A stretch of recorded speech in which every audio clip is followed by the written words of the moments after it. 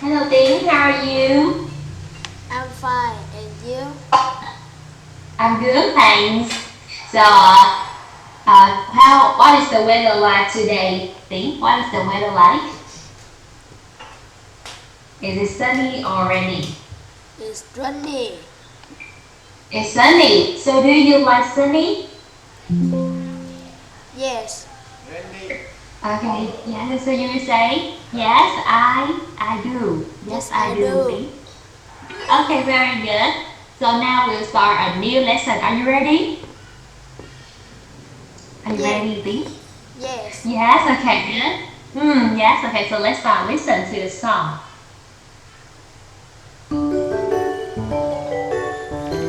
Dễ thương quá nè. Letter Y. Big Y, little y.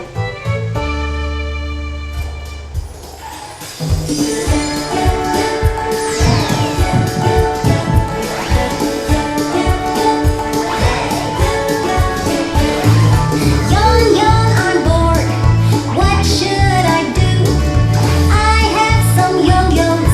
Let's play with the yo-yos. Yay, yay. Yellow yo-yos. Yay, yay. I love the yellow yo-yo. Yo-yo. Yellow. Yawn, yawn, I'm bored. What should I do? I have some yarn. Let's play with the yarn. Yay, yay. Yellow yarn. Yay, yay. I love the yellow yarn. Yarn. Yogurt. Yawn, yawn, I'm bored. What should I do? Okay, so do you like the song, Tiến? Do you like the song? Yes. Rất bài hát nào Tiến? Oh yes, good. So what can you see in the song? What can you see? What can you see, Tiến? Yes, Yes. you can see. It's the fox and Mm. fox and And what? rabbit. A rabbit? Maybe. Okay, yes, maybe. But I don't think it's a rabbit. I don't think it's a rabbit. I think no, we have two fox. So do you remember what color are they?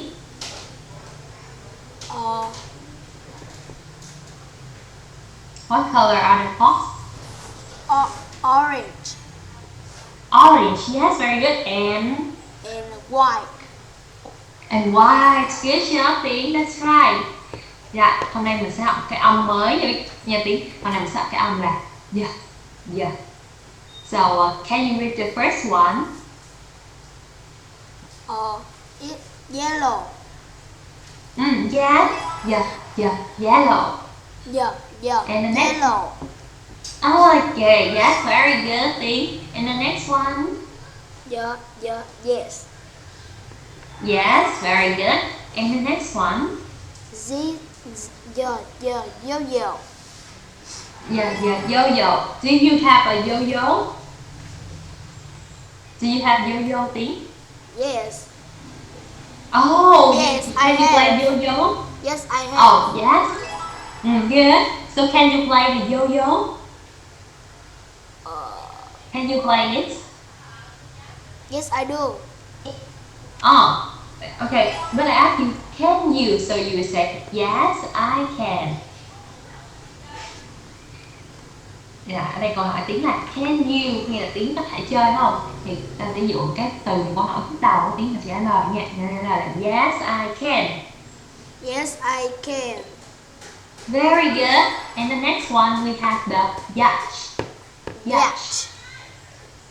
Yes, one more time with me. Tiến. Yacht. Chính xác, yes. Yacht là du thuyền đó Tiến. Hoặc là phải nói cái hình minh họa, cảm thấy cái hình của cái yacht là gì? Dạ, tiếp theo luôn Tiến. Từ này mình sắp là yard. Yard. Very good. Rồi, hai từ này nó hơi giống nha tí. Cái từ này là judge với âm chợt ra. Còn từ này là yard. Câu mũi. Yard. Đúng rồi, chính xác. You're very good. The last one is This is a yogurt. oh yes, very good. It's yogurt. Okay, so today we will learn the sound. Yeah, Yeah. yeah, tí. Yeah. Yeah, very. Yeah, đúng rồi. Con Thì đọc khi mà con cái- tra từ con đọc- điển á tí. Con đọc cái từ này thành quen thành quay rồi. Thành Y tí. Đúng rồi, cái đó là cái từ Y, nhưng mà cái chữ cái không á tí là cái là con mà thấy cái chữ này bình thường á tí. Ví dụ con thấy cái chữ cái này con đọc là Y tí, con không rồi giờ nha. Giờ tức là cho mình hiểu cách phát âm của nó thôi. Cô ví dụ cái từ yellow thì con thấy cái âm cái chữ y, cái chữ Y này là tí, thì mình phát âm là giờ yellow được học tí. Nhưng mà cái chữ cái thì con không có đọc là giờ nha, vẫn đọc là Y bình thường. Giờ chỉ là cái âm của mình thôi. Yes. Cái âm khi mà mình ghép những cái từ lại. Yes. Thì thường mà cái chữ y dài này trong cái âm đó thì con sẽ nhận diện là con đọc là chữ giờ. Rồi thì tại sao mình có cái chữ chay ở đây trở đây? Thì chay mình ở đâu ra? Thì cái này là cách mình phiên âm nha tiếng. Ví dụ con tra từ điển, con sẽ thấy một cái hàng kế bên, nó cách đọc nó tiếng, cái phiên âm của nó. Thì đây là cách phiên âm. Mình sẽ hiểu biết, mình sẽ mặc định cái chữ này mình đọc là giờ. Coi, con vậy con hỏi tra từ điển như tiếng, thì kế bên cái từ đó nó sẽ có cái dòng bên nghiêng và nó để trong cái dấu như thế này. Đó tí, đây là cái phiên âm. Con thử dịch từ điển Dạ, rồi. Mà sao nó ghi là Được. mà sao nó ghi là W A Y W A rồi E. Không. Con tra từ gì tí? W rồi A rồi I. Nhưng mà con đang tra từ gì? Con tra từ điển từ gì? Từ điển từ Y. Chữ y dài này hả tí? Con tra chữ y dài này hả? Dạ. Tức là cái Y là phát âm của chữ y dài trong bảng chữ cái đúng không tí? Là đúng rồi. Là con sẽ phân biệt bảng chữ cái và phát âm nha tí. Yes. Khi mà con ví dụ câu hỏi là how do you spell it, là con đánh vần chữ đó thì con vẫn nhớ cái đó là y dài, mình nó đọc là Y, mà không đọc là giờ. Những tiếng đọc giờ này người ta không có cho điểm mình luôn. Chữ giờ là mình hiểu. Ví dụ cô ví dụ một cái từ mà con không có biết luôn, mà con ví dụ từ này đi, con không biết đọc sao hết, thì con phải nhớ ra cái chữ y dài này bình thường nó sẽ đóng vai trò là chữ giờ. Sau đó con sẽ ghép cái âm lại. Sau đây cái âm này là ót. Con thấy nhờ chữ ót đó tiếng. Con sẽ ghép chữ giờ. Cái âm giờ lại thành do. Thì âm tiếng, tức là con sẽ từ đó mà con biết được cách phát âm. Khi mà nó ghép chung một từ thôi. Nhưng mà khi mà nó tách ra từng chữ cái thì con quên ví dụ mà âm nó đi nha. Được không tí? Yes. Con hiểu chỗ này không? Yes. Nên là khi con tra chữ y dài không thì nó vẫn ghi là Y. Nhưng mà con nè, cô chị chỗ này con hỗ tra chữ yellow tí, thì con thấy cái phiên âm kế bên của nó, cái phiên âm nó kế bên của nó để trong hai cái dấu này nè, thì con sẽ thấy cái chữ J đầu tiên. Sau đó chỉ nhận con sẽ copy vào thử. Mình tra thử có không chị? Dạ có. Chỉ giờ còn xíu này cô copy cái phiên âm của nó vào coi cô copy được không?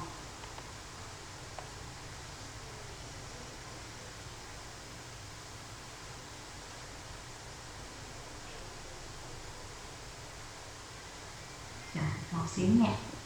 Đây đi, đây là phiên âm của chữ yellow. Cho nó trai này muốn cô không? Nói ra cái chữ này muốn cô ghi phiên âm chữ yellow không tí?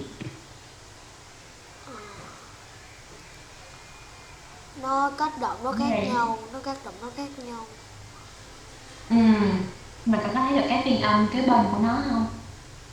Cái mà để trong cái dấu thì Dạ thấy. yes tiếng. Thì khi mà con thấy chữ J này con đã hiểu là người ta đang là cái dấu hiệu để người ta biết cái từ đó đọc là giờ.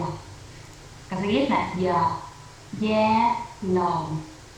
Cái này con học lên có tiếng là biết là cái này là Oh, yellow. Em đi. Đó, hay lắm, hay lắm. Đó là cái cách mình phát âm á. Chứ người ta sẽ không có cách nào để mình hiểu là làm thế nào mình đọc cái từ đó, đúng không Tí? Thì nó phải là cái dấu hiệu gì đó. Thì ta sẽ nhìn cái này, xong mình không biết là cách đọc của từ đó. Được không Tí? Cái này là ok không? Yes, yes. Okay, yeah, so let's move to the next one. So what color is this? This is yellow. Yes, only yellow. Chính xác, very good. And next one, what is this? This is yogurt. This is yogurt, yogurt thôi. Tại vì sữa chua mình cũng không có đếm được, mình chỉ đếm là một hộp sữa chua, 2 hộp sữa chua thôi. Cái sữa chua không là mình không có đếm. Yeah, the next one, Tiến, what is this? This is a yo-yo. Very good, a yo-yo. And the next one, this is a yacht. very good. Rồi, đây cái hình của nó là Tiến. Yacht, this is yacht. Yacht. And this one, yes, yacht. And the next one, Tiến, what is this? This is a yard. A yard, good. And last one. Yes. It is yes. Yes. It is a yes. Okay, yes. Yes, very good. Đúng rồi, yes. Rồi, bây giờ Tiến sẽ tìm. You will find the way for this boy to the jungle by finding the word with yourself. Which word has yourself? Các bạn đi từ cái mũi tên nhà Tiến là các bạn sẽ tìm những cái từ nào có cái âm giờ đó. Này các bạn thì những cái từ đó sẽ tạo cái đường đi cho bạn. Rồi, the first one is Yogurt. oh, yogurt. Very good. The next one, Yellow. yellow. That's right. Next one, Yo-yo. yo-yo. Good job. And next one, Yard. a yard. That's right. And next one, Yes. yes. Good job. And next one, Yacht. Josh. That's right. Đúng chính xác. And the last one is thì cái môn gì này? Cậu sẽ thấy cái cậu biết là Tiếng hay nghe cái môn này thì trường đây gọi là yoga. Yoga. Yoga. Cái môn yoga đi. Yes, yoga. Mình tập yoga á Tiếng. Giống như tập thể dục gì đó. Yoga. Yes, very good. Okay, so now you use the pen to circle the word with the sound yeah. You will use the pen, Tiếng. You can use your pen and circle the word. Yes. Cậu phải dùng bút cho Tiến, là dùng bút thì con mở bút cho con. Con mở. Dùng bút con tìm Con chữ. bút, con bấm cái bút. Được không Tiến, được không? Dạ được. Con thử viết ra. Rồi, con viết con thử nè. Những từ nào mà có âm giờ nha. Đúng rồi, được rồi đó.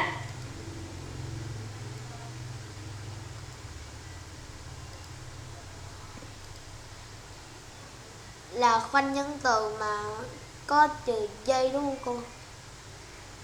Không phải là có từ chay Tiến mà phát âm là giờ. Cô ví dụ là giờ, yellow.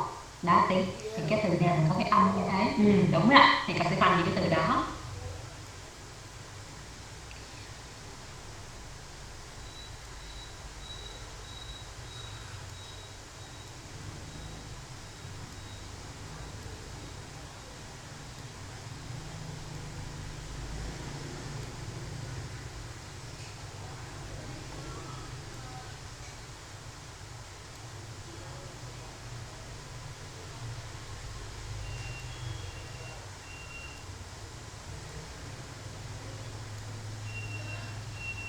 Rồi xong rồi con. Okay, you finished? Good. So, can you read? Tiến, can you read the word? What can you find? What can you find here? Yellow. Yellow, good. We have yellow. The next one. Yes. Yes. Okay. Yogurt. A yogurt. Chính xác luôn. Yo-yo. Okay, we have yo-yo. You. Okay, you, good. Yacht. Yacht. That's right. Very good. Yard. A yard. Good job too. Year. And a year. Year. Excellently. Year. Year. Very good. Year nghĩa là gì tí? What does it mean? Year. Year nghĩa là gì ta? Nên câu hỏi là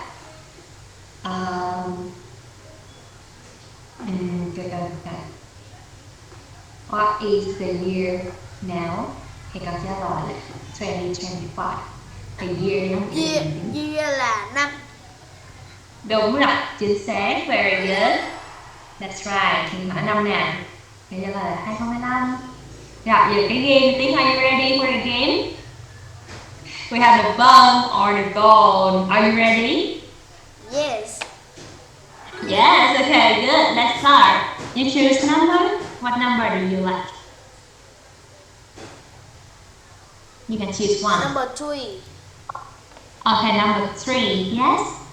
So listen to this one. Young, young, A, B, or C? B. young, Ah, yes, it's young, B. B. Very good. So can you read this one? Can you read this? Young. Young. Very good. So what does young mean in Vietnamese? What does this mean?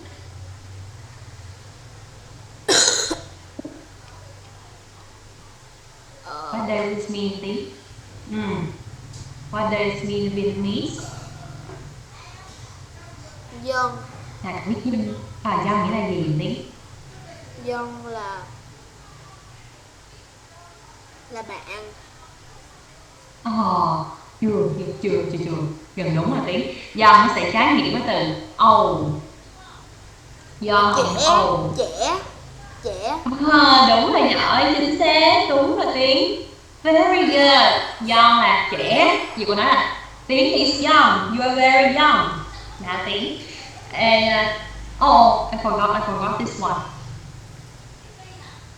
Okay, so you choose number 3, right? Number 3. Are you ready? Have you open? Yes. Okay, yes. So you have 3 gold. Very good. Okay, so now what number do you like? 5. Okay, yes, number 5. Listen to this one. year, A, B, or C? C. C. year, Okay, yes. Year. Good job. Oh, you choose number 4, right? Number 5. Oh, I'm sorry, Tính. Number 5. Are you ready? Yes.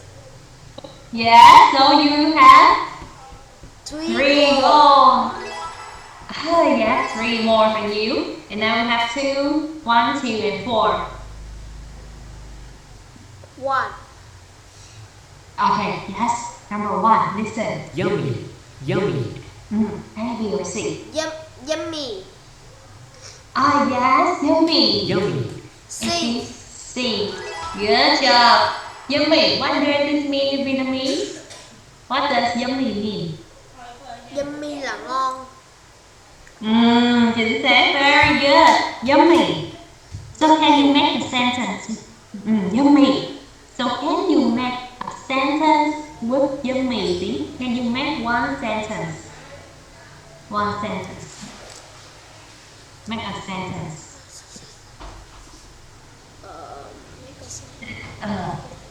Sentence có nghĩa là câu có tiếng, còn đặt giúp cùng cái từ câu có liên quan đến từ yummy. Có cái từ yummy trong đó. Mình đặt câu gì cũng được hết. The burger is yummy. Good, excellent, that's right. So now number 1 for you. Do you want to open? You can open it, Tiến. You can click on the box to open. Number 1. Yes. Cậu có muốn mở không Tiến? Cậu muốn mở không? Cậu đợi cái nha. Oh, yes. 3 gold for you. Very good. So now you choose number 2 or number 4. Number 2.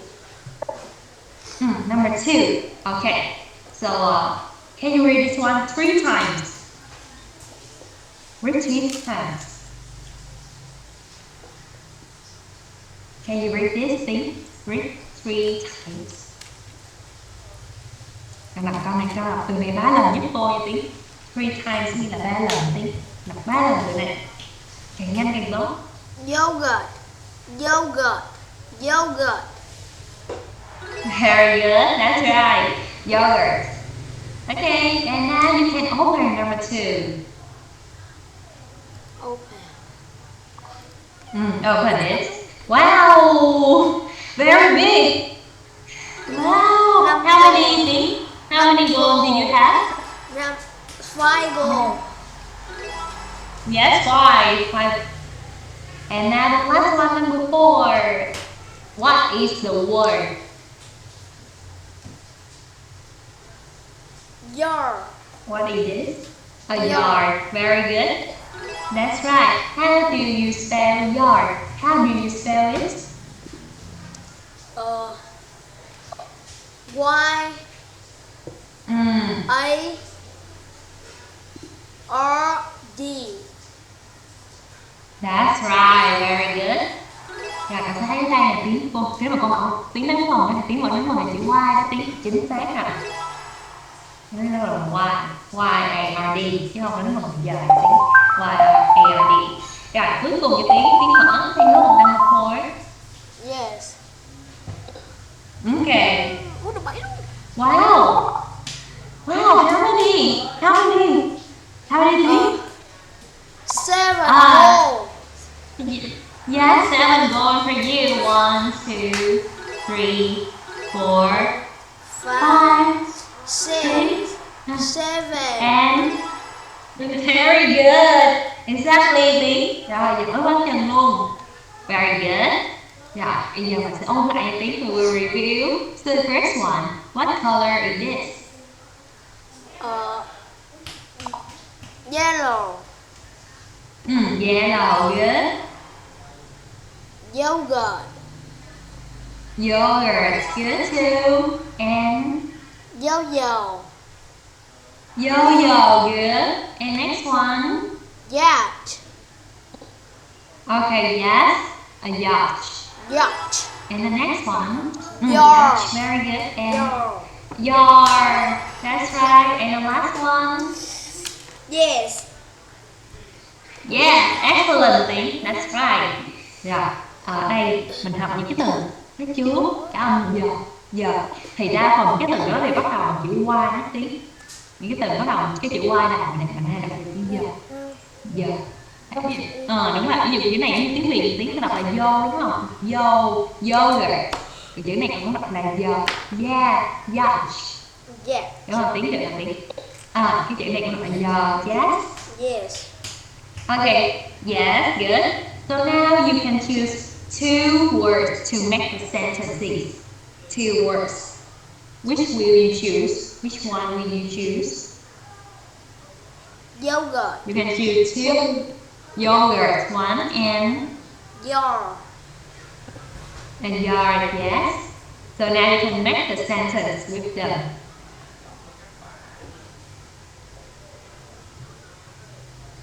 Yellow. Con phải đặt câu với 2 từ con chọn nha Tiến. Con chọn từ yogurt với từ yard. Con phải đặt câu với 2 từ đó. I like yogurt. Okay, good. I like yogurt and how about yours?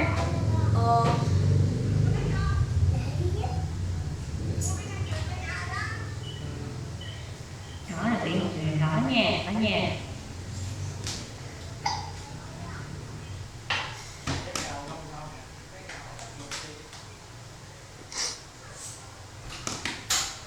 Con cũng biết đặt sao nữa.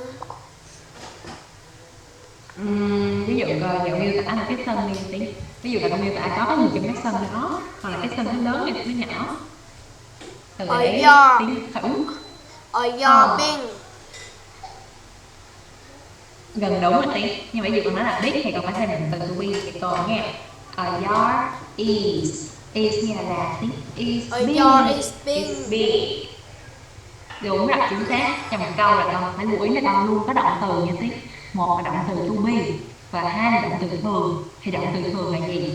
Động từ thường là những cái từ như là play là tí. Cái này con học phần này rất là kỹ. Như là play nè, sing nè, tức là những cái từ động từ đó tí. Thì cái là động từ thường. Còn động từ to be, con có nhớ động từ to be ở thời hiện tại là có những gì không? Động từ to be sẽ có những từ gì tí? Is. Sẽ có từ ba chữ này rất quen thuộc, con đầu tiên sẽ thấy rất thường xuyên luôn. Đầu tiên là is, and, are. Đúng rồi chị. Thì khi mà nhắc đến động từ là con sẽ nhớ đến hai loại nha. Một là động từ thường là những cái hành động bình thường thôi, và thứ hai là động từ to be. Động từ to be thì nó có ba từ này ở thì hiện tại, và con sẽ chia ba từ này theo cái chủ ngữ trước đó của nó. Lỡ là cô tiếng nhắc luôn nha. Is thì có những chủ ngữ nào tí? Chủ ngữ nào cũng xài Is. Are. Đúng rồi, chính xác. Nhưng mà ở đây mình sẽ dịch cái nào dùng is tí? I, you, we, they, he, she, it. Khi nào mình dùng is? This. Mình nói mình có nói I is không tí? Mình nói I is, they is không? Mình có giờ nói they is không ta? No. Không, đúng không tí? Không có nói they is. Is là mình dùng cho she, he, it nha tí. Is. Còn I thì sẽ là I am, và cuối cùng sẽ là you, we, they. Là sẽ dùng được không tí? Yes. Con phải nhớ chỗ này nha. Cái này con phải gặp rất là nhiều luôn. Giờ tiếng còn nhỏ nha, tiếng chưa học kỹ phần này đâu. Nhưng mà khoảng tầm con nghĩ là cũng nhanh thôi, sau này tiếng học rất là kỹ phần này. Rồi, nhớ kỹ chỗ này nha. Yes. Nếu mà bạn có thời gian có thể ôn lại và con làm thêm bài tập cho phần này cho nó cứng. Thì cứ học trước có tiếng.